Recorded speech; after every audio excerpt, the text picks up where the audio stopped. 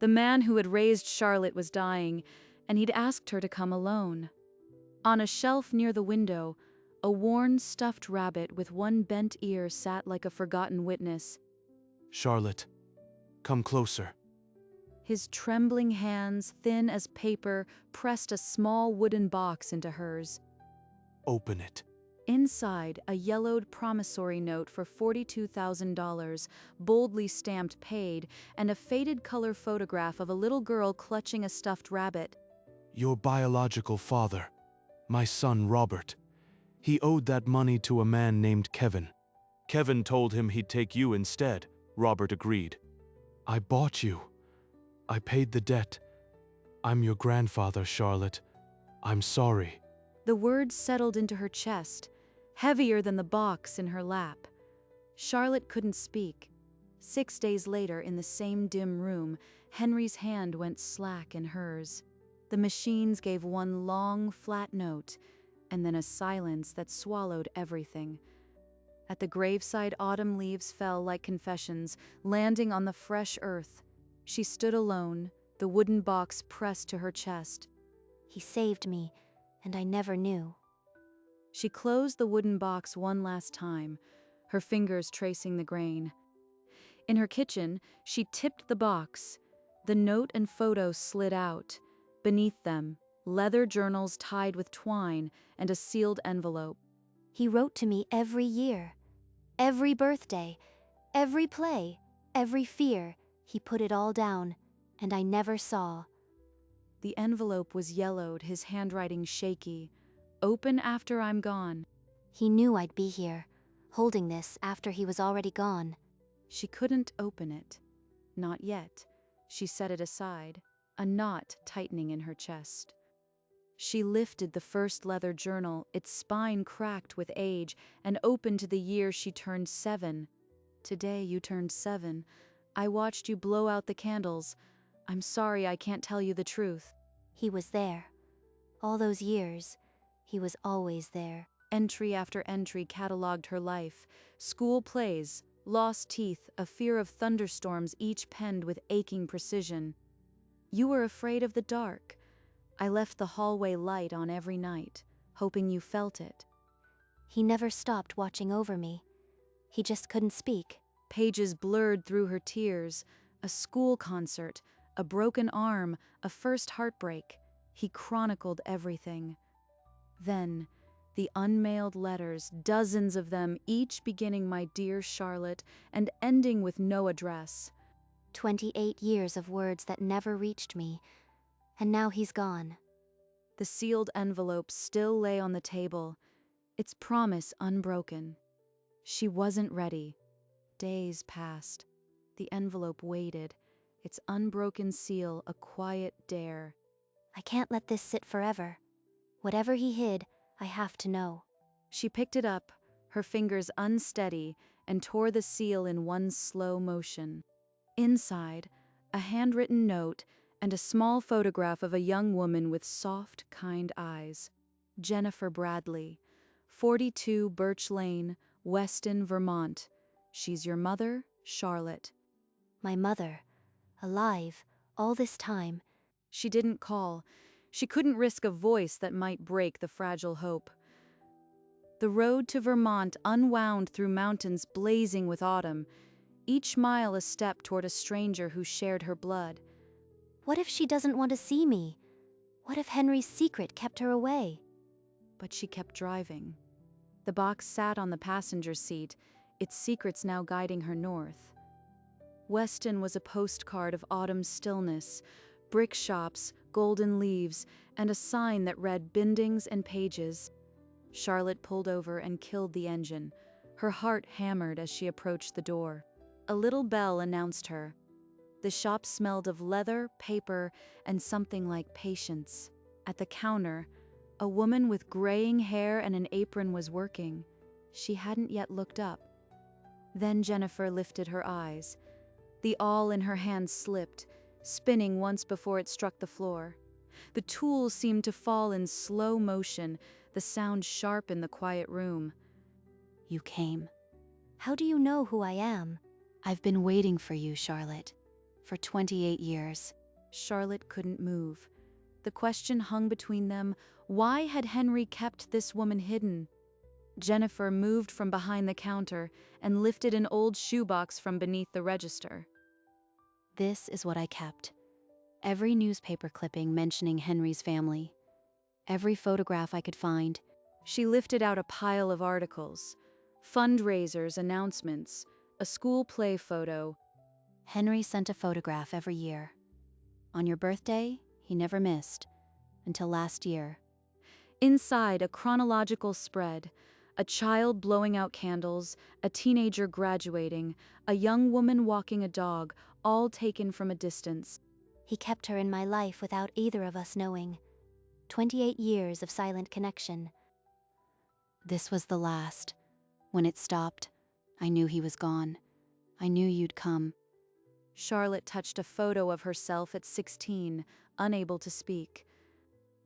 I never stopped waiting, Charlotte. Not for one day. The truth reshaped. Her grandfather didn't just rescue her, he wove a secret bridge between them year by year. Jennifer settled onto a stool, her hands still trembling as she began the story. When you were 6, Robert lost custody of you. He had debts, dangerous people. I searched for you for years. Then Henry found me. He told me what he'd done. He begged me not to interfere. He said it would upend your life, so I waited. Every year that photo arrived. It was my proof you were safe. He kept his promise. Robert is in prison in Nevada. Armed robbery. 14 years. She slid her phone across the counter. A harsh mugshot filled the screen. Do you want to see him, Charlotte? It's your choice. Face the man who sold me? I can't breathe. Outside, the autumn leaves scraped against the window. Inside, the question waited. Charlotte pulled Henry's journal from her bag and flipped to the entry dated October 1996. Robert came tonight. He said Kevin would take you if I didn't pay. I gave him everything. He wrote it down. A transaction. I was a transaction. He never told me. 28 years of silence, and I ate dinner with him every night. Jennifer didn't move. Charlotte turned another page, her voice now shaking with something raw. Robert took the money and ran. I told him if he ever came near her again, I'd kill him. Henry had rage too, but he buried it under secrets. Why couldn't he just tell me? Why let me believe I was abandoned? I think he was terrified you'd hate him. The fire in Charlotte's chest burned hotter. Hate him? She didn't know what she felt anymore. Jennifer slipped a hand into her apron pocket and drew out a folded, yellowed envelope. Henry sent me this years ago. I've kept it ever since. Jennifer, when I'm gone, she'll need you. Please wait. I'll tell her the truth before the end. He planned this. He didn't just hide. He left a path for me to find her. He knew I'd wait. He knew you'd come. The paper was worn soft from unfolding and refolding, a private ritual of hope. All those years, he was building a bridge out of secrets. Not to hide, but to lead me home. He was terrified. But he never stopped loving you. Neither of us did. For a long moment, the anger in Charlotte's chest loosened. Not forgiveness, but a beginning. She looked at Jennifer, and for the first time, the silence between them felt like a bridge, not a chasm. That evening, Charlotte left the shop and drove south, back to the cemetery where Henry lay. The gates were unlocked. Dusk had settled over the stones and she found his plot by memory. She knelt in the damp grass and opened the wooden box one last time. I brought something back to you, Grandpa. She pressed the photograph of the 6-year-old with the stuffed rabbit into the earth, a piece of the story he had guarded. I'm still angry, but I'm trying to understand. You didn't abandon me, you fought for me. The wind stirred the leaves, and for a moment she felt something like an answer. She closed the box, lighter now, and carried it back to the car. The drive north was different, the mountains still ablaze, but the weight in her chest had shifted into something steadier. Jennifer is waiting for the first time. I'm not running away. I'm going home. The next morning, the shoebox was open on the counter again, Jennifer's hands resting on its frayed edges. Henry didn't just pay Kevin, he gave Robert an extra $20,000 to disappear. He told the world you were adopted through a private agency. He erased the sale. He erased my father. He wrote a new story and lived inside it. Then he sent the first photo. On your 7th birthday, and every year after. They stopped last year. I knew he was gone. I knew you'd come. She showed the last photograph Henry ever sent. Charlotte at 33, a stranger to her own mother. He paid for my life, and paid him to vanish. Robert's been in prison for 7 years. He knows you exist. He's never contacted you. The full picture left Charlotte breathless. Not abandonment, a rescue so complete it had devoured everyone's truth. The only question left was what to do with the man who started it all. Have you thought about Robert? It's okay if you haven't. Not yet. Maybe never. I can't think about him right now. Can you show me how to bind a book? I want to learn. Of course. Come with me to the workbench. She led Charlotte to a cluttered workbench and placed a stack of blank pages before her. We start with folding signatures. Each one is a small world, waiting to be stitched into something whole. Maybe I can build something, one stitch at a time, instead of just remembering. Jennifer's worn fingers guided Charlotte's, aligning the edges so the pages sat flush. Like this? Perfect. The thread will hold them together. It's all about tension and trust. The question of Robert hovered in the dusty air. But for now, the rhythm of the work was enough. The hours slipped by. Charlotte's stitches grew steadier, the waxed thread resisting less. Each puncture feels like a small decision. I'm putting pieces together that belong to me. She tied off the final knot, her fingers sore but certain. Jennifer watched without a word. It's done. It's just a blank book. But it's mine. It's yours. And you made it. That matters. I was a page torn out, a story someone else wrote. But I can bind my own chapters now. She closed the book and pressed her palm flat to the cover, feeling the heartbeat of something new. Thank you, Jennifer, for teaching me, for waiting. I'd wait another lifetime, Charlotte. You were always worth it. In the quiet of the shop, the two women sat with a small book between them, a bridge built of paper and thread. The mail arrived on a Tuesday morning, a plain white envelope with a Nevada state seal. Charlotte stared at the return address. She knew what it was before she opened it. Her fingers tore the seal. The page inside was lined, the handwriting slanted and rushed. Charlotte, I know I have no right, but I'm dying here, and I need to say this. I'm sorry. Not a day goes by where I don't see your face. Please, just once, let me see you. I need to explain. Jennifer didn't move from behind the counter. She watched, her own breath held. He's asking for forgiveness, after selling me like property. The letter crackled in her tightening grip. Outside, a gust rattled the window pane. Charlotte, what do you want to do? Charlotte didn't answer. The question filled the room like an unspoken verdict. He wasn't just a gambler, Charlotte. He was cruel.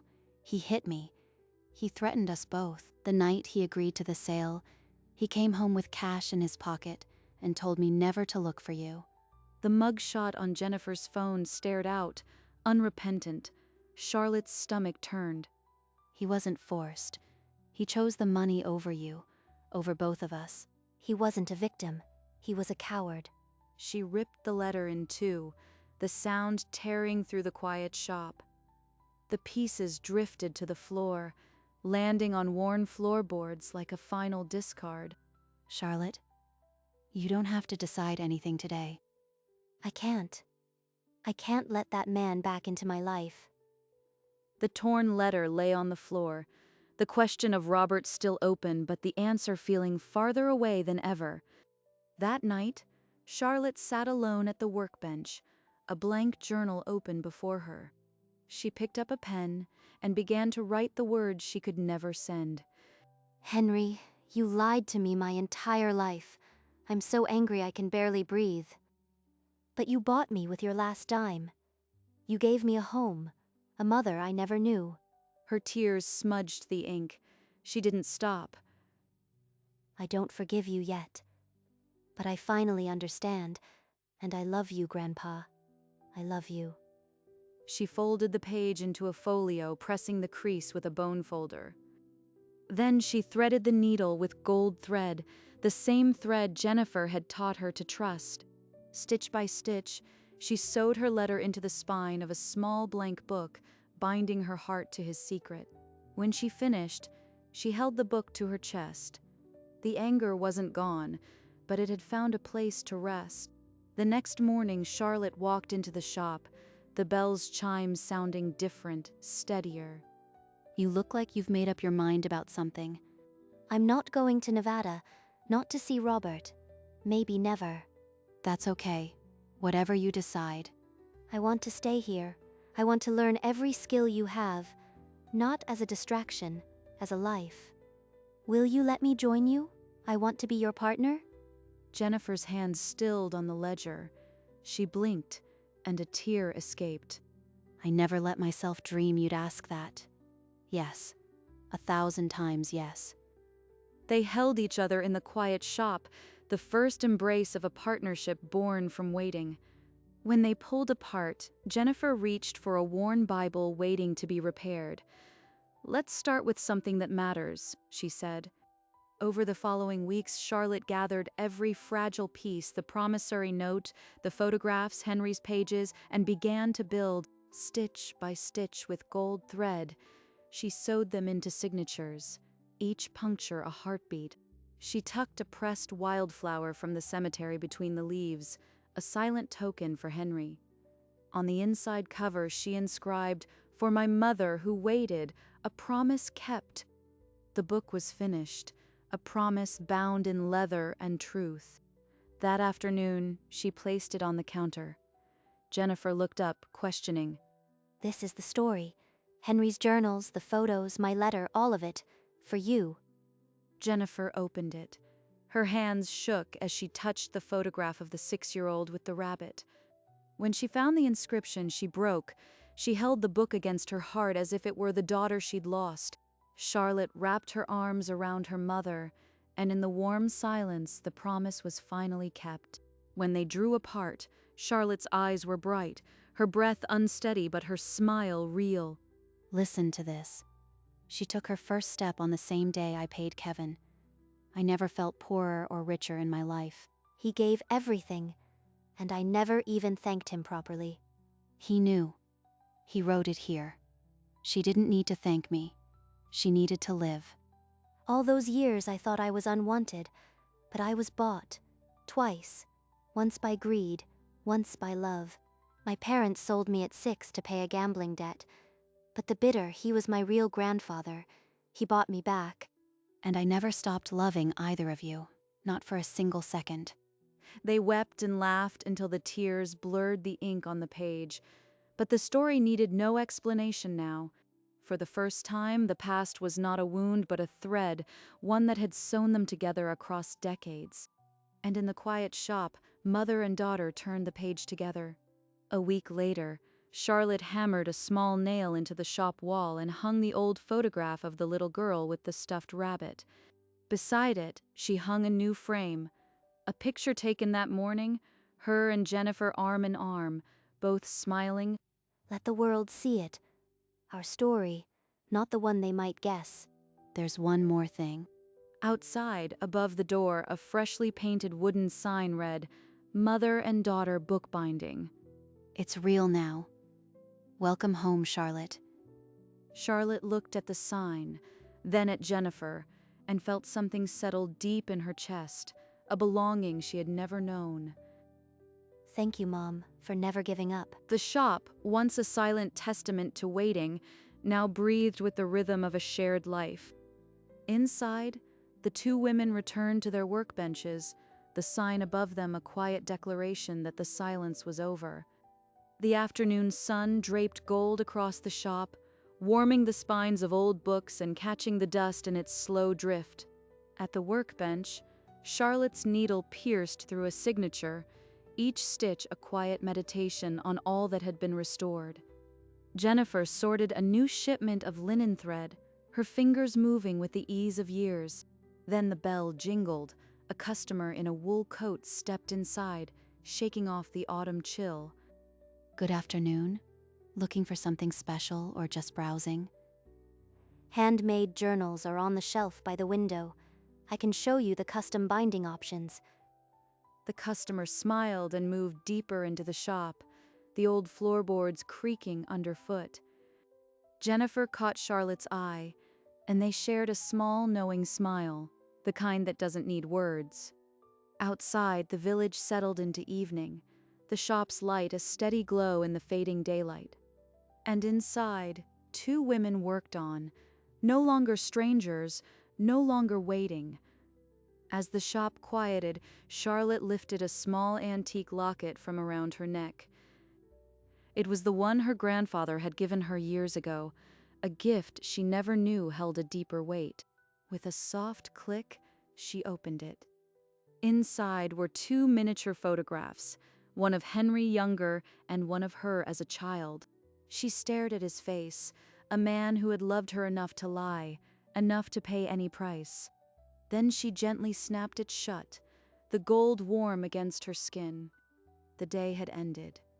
The book, a promise kept, lay on the counter, its leather cover still holding the last rays of sun. And the story was complete. A promise kept across 28 years. A promise that would outlast them all.